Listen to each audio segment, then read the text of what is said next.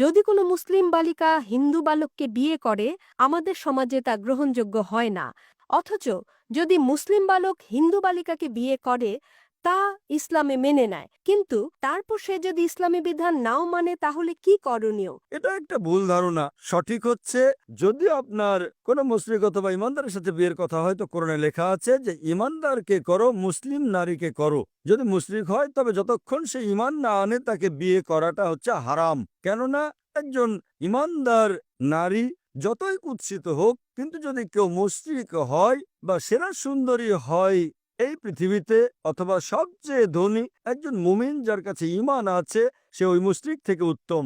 তারপর লেখা আছে যে মুমিন নারী কোনো মুশরিক পুরুষকে বিয়ে করতে পারবে না যতক্ষণ সে ঈমান না আনে। একজন মুমিন পুরুষ, তা সে ঝাড়ুদার হোক, কিন্তু একজন মুশরিক পুরুষ থেকে উত্তম।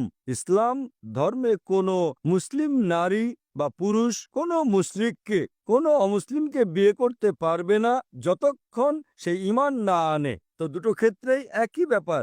কোনো মুসলিম ছেলে অথবা মেয়ে যখন তারা বিয়ে করবে, বিপরীত সাথীর অবশ্যই মুসলিম হতে হবে। তার কারণ এই যে, উদাহরণস্বরূপ যখন গাড়ি চলে, যদি গাড়ির একটা চাকা সাইকেলের হয় আর অন্য চাকাটা ট্রাকের হয় তো চলবেই না।